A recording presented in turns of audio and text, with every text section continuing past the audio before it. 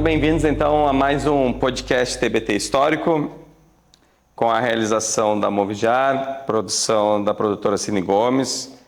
Hoje vamos tratar um pouquinho dos gregos, dessa origem greco-romana do mundo ocidental, que é o que nós vivemos aqui no Brasil e principalmente na América. E falar de gregos é falar de Creta, é falar de cidade-estado, de democracia, o berço de muitas questões, como Olimpíadas. Filosofia. E cidade-estado, o que seria uma cidade-estado? Cidade-estado, ela é uma... Bom, inicialmente ali a gente tem unidades culturais ali na Grécia Antiga, a gente tem várias cidades com uma forma de política diferente, com uma questão de troca, inclusive questão de moeda também diferente. Elas têm algumas questões culturais, né, que elas compartilham, como a língua, como a questão da crença nos deuses também. Mas cada uma dessas cidades ela vai ter a sua própria estrutura política e econômica, é a polis, né? A polis dividida em ágora e acrópole. Exatamente. Nós temos o grande mercado, onde as relações comerciais e a política é feita. E no topo nós temos ali os grandes templos, a morada do rei ou do gestor da cidade. E lá predomina a administração pública dessas polis, dessa cidade-estado.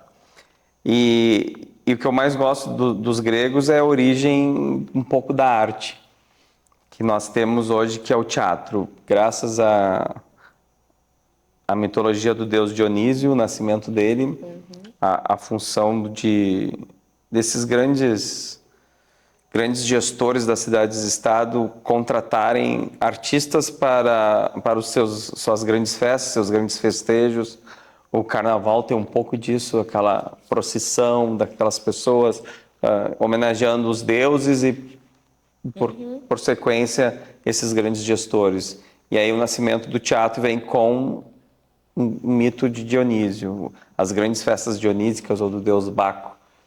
E a tecnologia de um espaço onde tem arquibancadas e lá embaixo eles fazerem um grande palco E a máscara também, né, representativa, porque isso eu acho que é importante a gente trazer dessa diferença, que também um pouco do teatro, né, de hoje em dia, dessa origem, que naquela época todos os personagens utilizavam uma máscara, então, basicamente as próprias emoções eles tinham que ser ditas no diálogo, porque não tinha como expressar, e inclusive quando a gente tinha personagens femininas, né, nesse teatro, na sua grande maioria, a gente tem, assim, poucas registros de que a gente tinha mulheres que, enfim, trabalhavam aí, né, no teatro, mas basicamente eram homens, inclusive, que faziam os papéis femininos, né, nessas apresentações de teatro.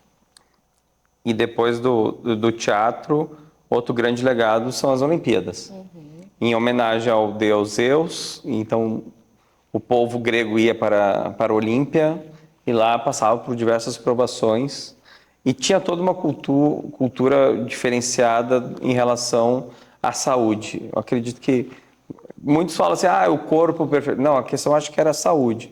Eles cultivavam mesmo ter uma boa saúde, ou seja, para a guerra, com Esparta, ou seja, para viver realmente como os atenienses tinham, que é a questão da filosofia, e aí... O próprio sistema educacional, né, nessas cidades-estados, que normalmente se começava ali uma educação com 7 anos, um pouquinho mais, mas era uma educação também voltada para preparar o corpo, né, e preparar o corpo para ter um bom físico, seja para guerra ou para, enfim, e muito...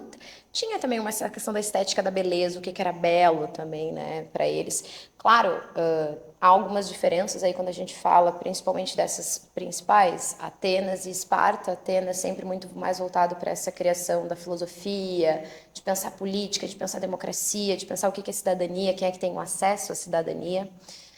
Inclusive, quando a gente fala de democracia em Atenas, a gente tem que pensar, é uma democracia, mas é uma democracia que somente quem participa é quem é considerado cidadão. E quem é que é considerado cidadão são os eupátridas, os homens que têm que nascer em Atenas, sendo filhos de pais atenienses e que têm ainda alguma posse naquela região, que pode aí tomar alguma decisão política, né?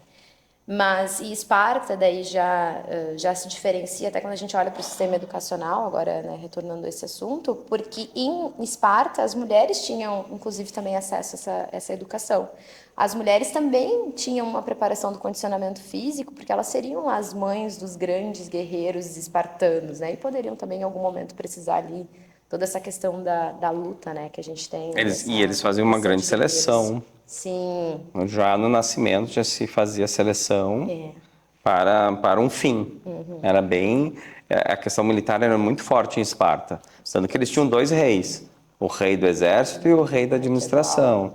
Então era uma cidade preparada para isso. Claro, herança dos dórios que vieram e colonizaram aquela região.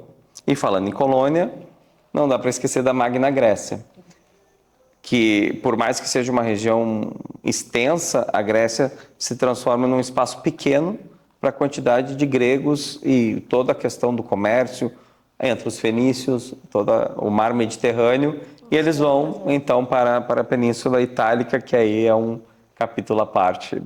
E os gregos eles vão nos deixar esses grandes legados da democracia ateniense, que é o grande berço da democracia que hoje nós conhecemos, uma mitologia lindíssima e mostra como os deuses do Olimpo, eles eram onipresentes, onipotentes, e eles meio que cobravam dos humanos a sua ligação com eles, e por mais que a gente tenha visto a ascensão de muitas mulheres como deusas, os 3 que mandavam eram homens. Claro, com certeza. Eram homens. Inclusive, quando essas próprias cidades tinham alguns conflitos que elas vão ter, inclusive, né, vai gerar toda aí uma decadência, né, dessa Grécia antiga, mas eles também acreditavam que havia o envolvimento dos deuses nessa batalha, né? Os deuses também estariam lutando.